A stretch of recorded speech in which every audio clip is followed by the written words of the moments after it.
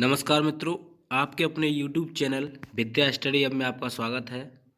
आज की क्लास में हम लेकर आए हैं टेंसेज, जिसमें हम बात करेंगे टेंसों में सबसे प्रेजेंट टेंस।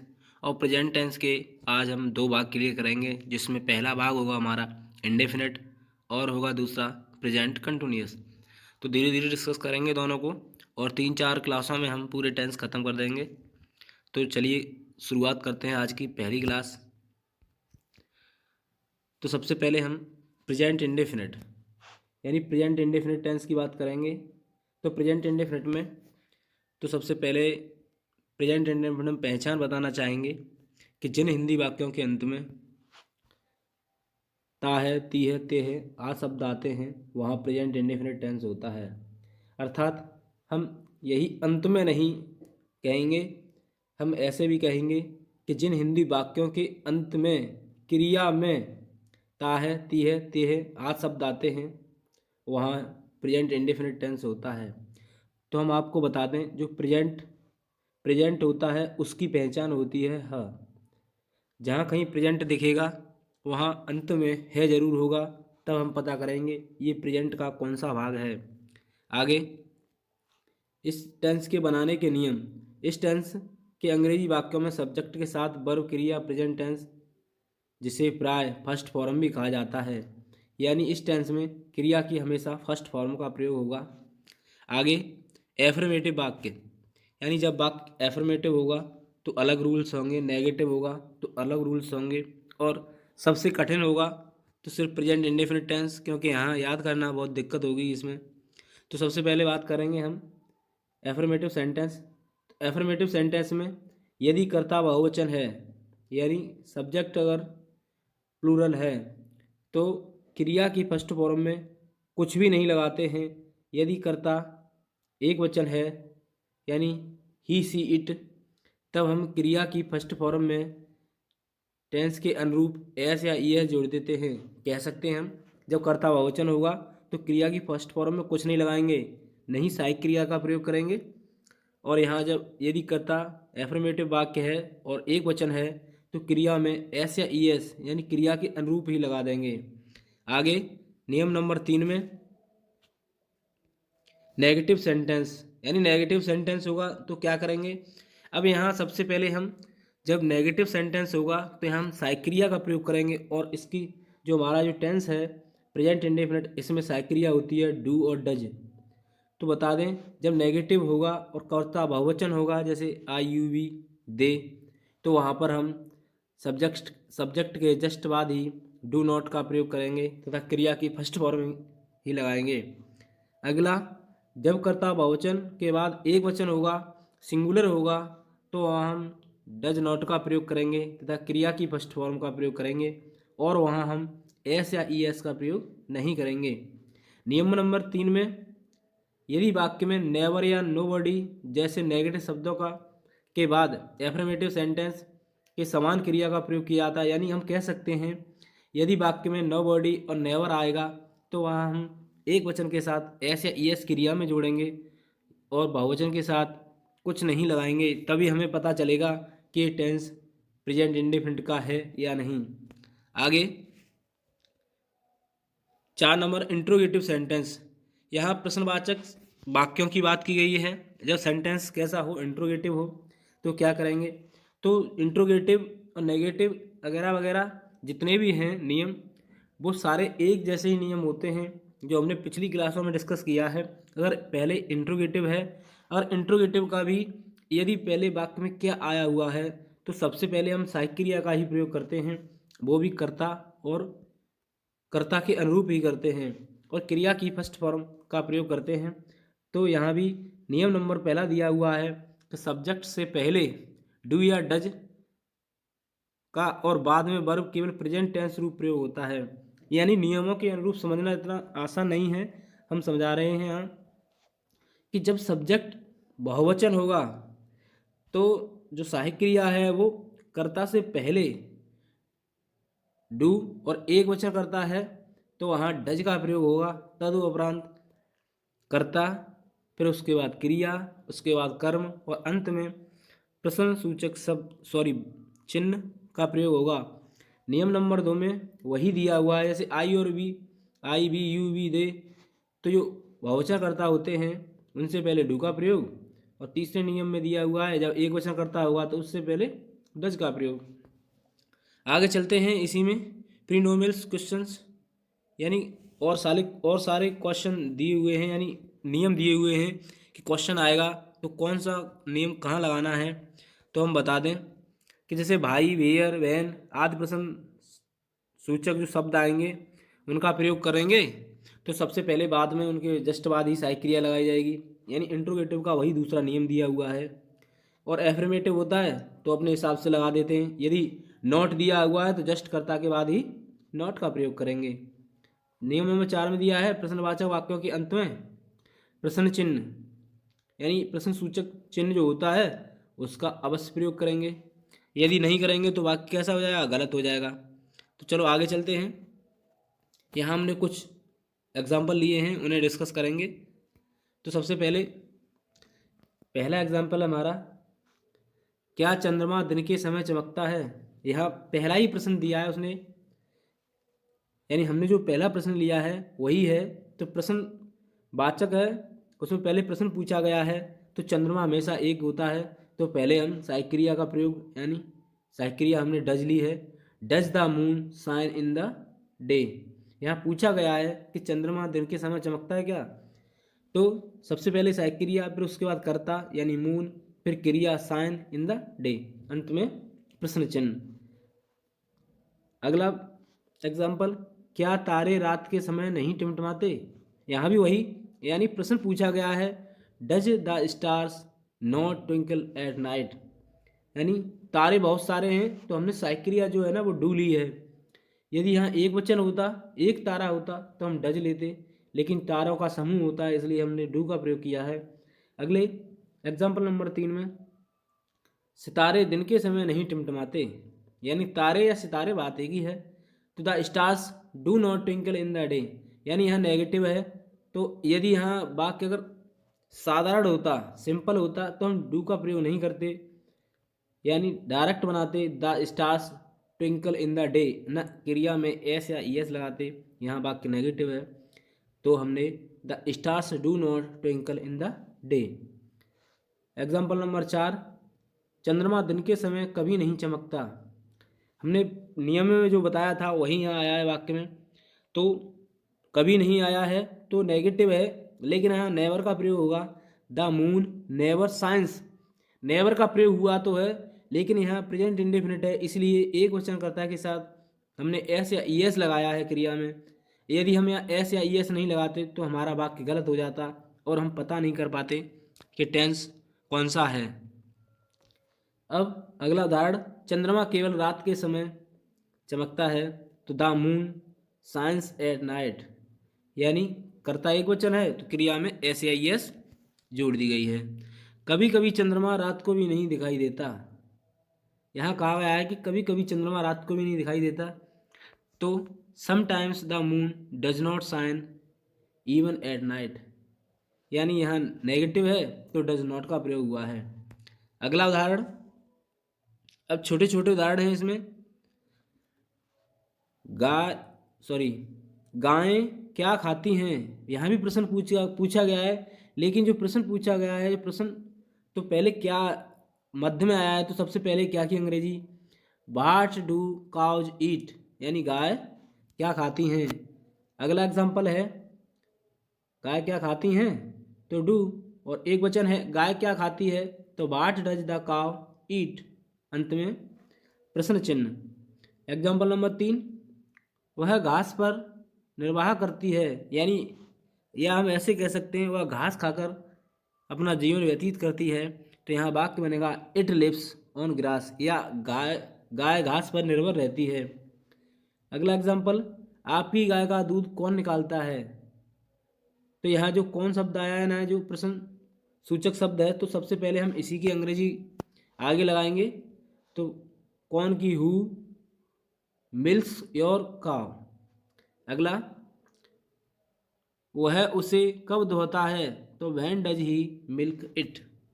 यहाँ हमने और एग्जाम्पल लिए हैं जिसमें एक्सरसाइज है, वो एक्सरसाइज आप लोगों को खुद करनी है। जैसे क्या तुम्हारे पिताजी धूम्रपान करते हैं, तो यहाँ पिताजी एक वचन है, तो सबसे पहले क्या पूछा गया है, तो हम वाक्य को बनाएंगे डज योर फादर स्मोक, अंत में प्रश्न चिन्ह। दूसरा है वह कंजूस व्यक्ति कभी गरीबों की सहायता नहीं करता, तो that माइजर person does not help the poor, या नेवर भी लगा सकते हैं, हम दोनों प्रकार से बना सकते हैं वाक्य को। तो ये वाक्य आपको घर से करने हैं और हम आज बात कर रहे हैं एक साथ ही दोनों टेंस खत्म करेंगे, जिसमें हमारा अगला टेंस है प्रेजेंट कंटिन्यूअस टेंस।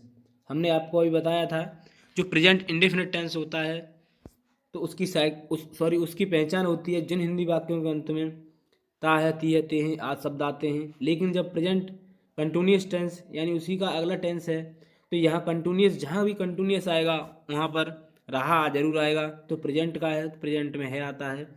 तो हम यहाँ बात करेंगे सबसे पहले पहचान की। तो पहचान में हम वही पहचान रहेगी सही वाक्यों की, लेकिन शब्द चेंज होते जाएंगे। यानी जिन हिंदी वाक्यों के अंत में रहा है, रही है, रहे हैं आदि शब्द आते हैं या रहा हूँ, वहाँ पर प्रेजेंट कंटिन्यूअस टेंस होता है।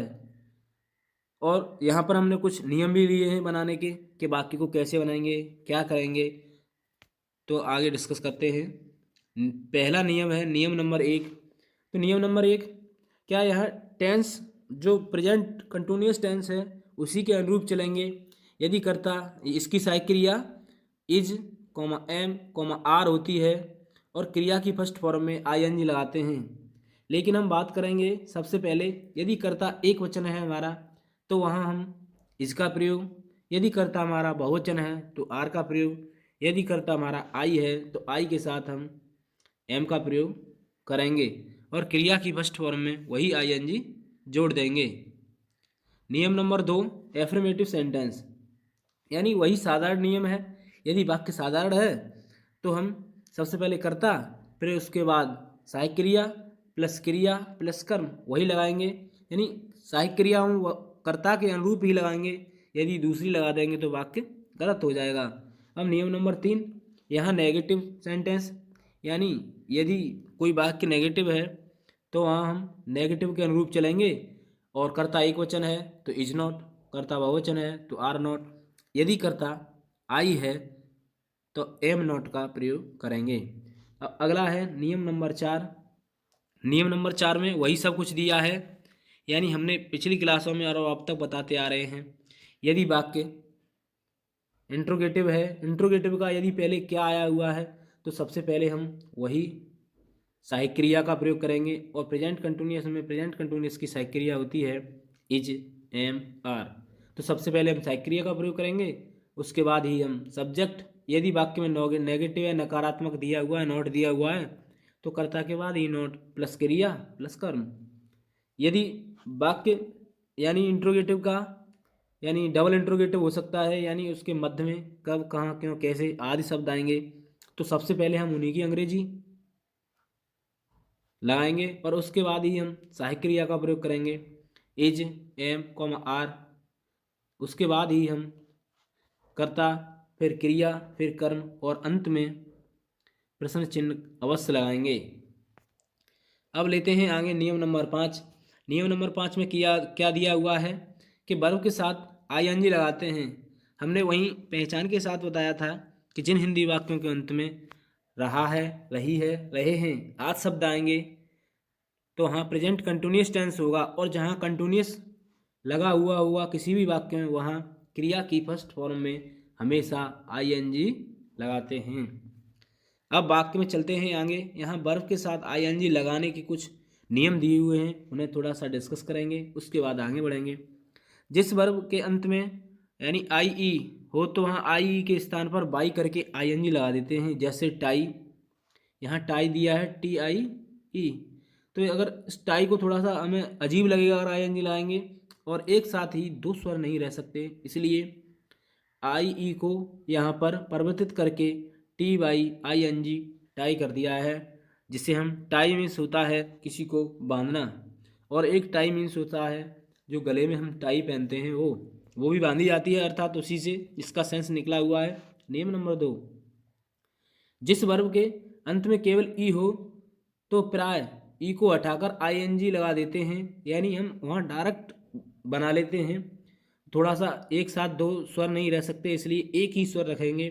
जैसे यहाँ लिया हुआ है मेक, मेक में जो ई दिख रही है आपको, वो थोड़ी सी आईएनजी के साथ सूट नहीं करेगी, तो उसको हम हटाएंगे और मेक को मेकिंग यानी MEKING कर देंगे। आगे चलते हैं, तीसरे में दिया हुआ है जिस वर्ब के अंत में केवल GLMNP या टी हो तो इनसे पूर्व कोई शॉर्ट स्वर यानी शॉर्ट साउंड यानी लघु ध्वनि हो, स्वर की जो लघु ध्वनि हो तो उसे हम डबल कर देंगे और ING लगा देंगे। जैसे यहाँ लिया हुआ है पहला डिंग, DIG डिग, डिग में ING लगा देंगे तो डिगिंग हो जाएगा, और जब डिगिंग होगा तो डी डबल रूप में हो जाएगी। अगला है ट्रिम, ट्रिम में जब ING लगेगी तो ये भी ट्रिमिंग हो जाएगा। और अगला दिया हुआ है हॉप, हॉप में ING लगेगी तो हॉपिंग। फुलफिल में फुलफिलिंग, और पिन में पिनिंग तथा हिट में हिटिंग। इसी प्रकार आगे वाक्य परिवर्तित होते रहेंगे। आगे चौथे नियम में दिया हुआ शेष अधिकांश वर्ब्स के साथ केवल ING लगाते हैं, यानी कह सकते हैं वहाँ अगर पीछे स्वर नहीं दिया हुआ है तो हम डायरेक्ट ING लगा देंगे। जैसे सिंग, सिंग में यहाँ SING है और ING भी दिया हुआ है तो डबल लग जाएगा SING और ING यानी सिंगिंग। स्टे में दिया गया है STAY प्लस ING तो स्टेइंग। आगे यहाँ कुछ थोड़े से उदाहरण लिए हैं आपके लिए, और थोड़े से मैं कराता हूँ और थोड़े से आपके लिए, घर के लिए जो खुद करने हैं आपको।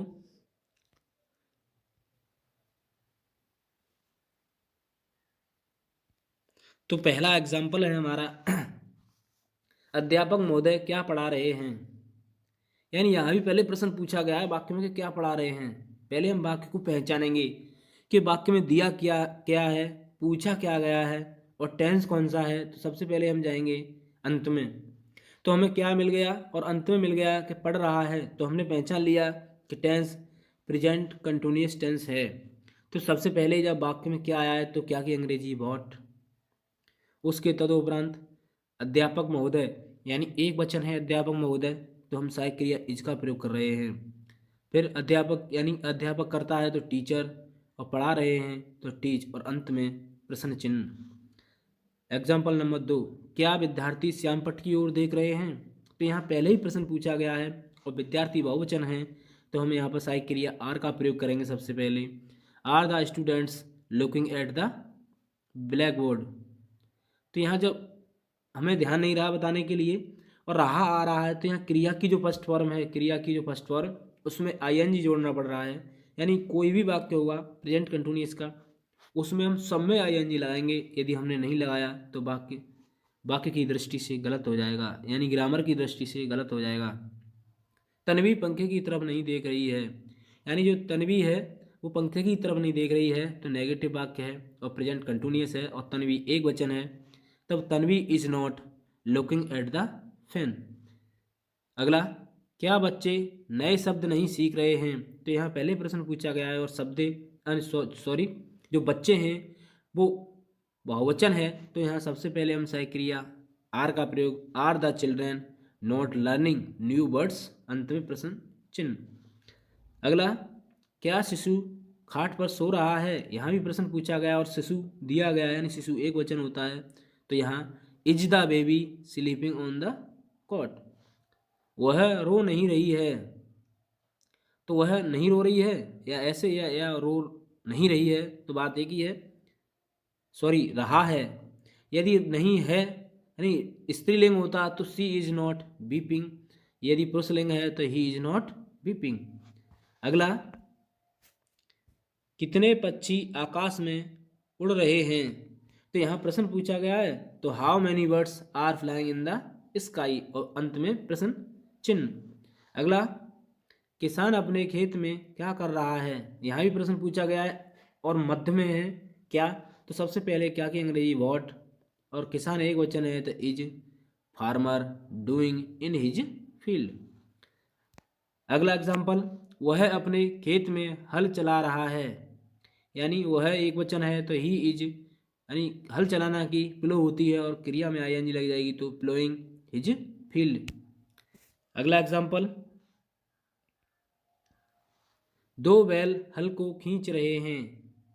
तो दो बैल हल को खींच रहे हैं, जो करता है यहाँ जो सब्जेक्ट है वो दो बैल हैं यानी टू ऑक्सन, बहुवचन हो गया टू ऑक्सन, तो आर पुलिंग द प्लो यानी जो हल्की है वो भी हमने यहाँ प्लो ही लगाई है।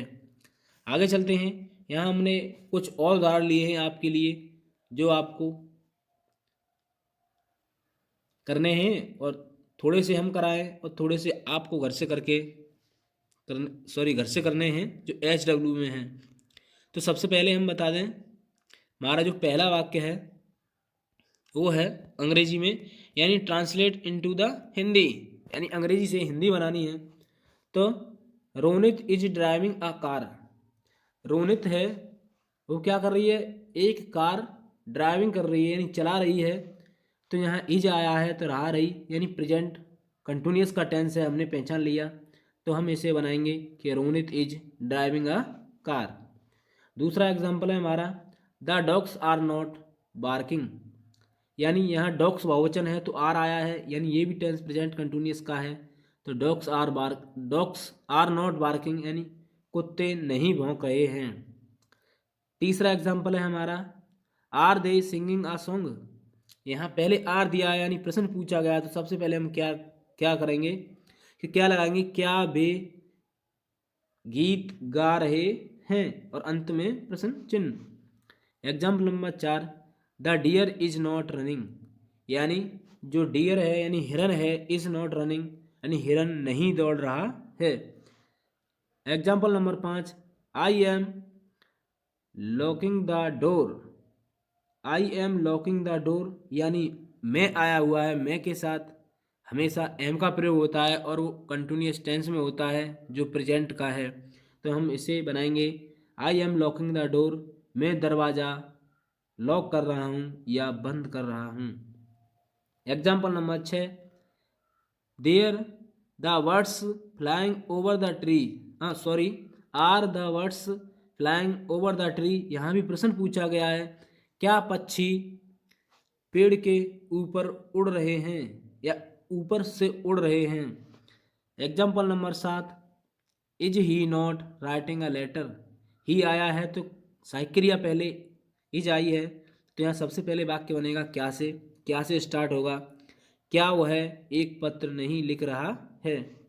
एग्जाम्पल नंबर फिर 8 है कि फिशरमैन आर कैचिंग फिश, जो मछुआरा है वो मछली पकड़ रहा है।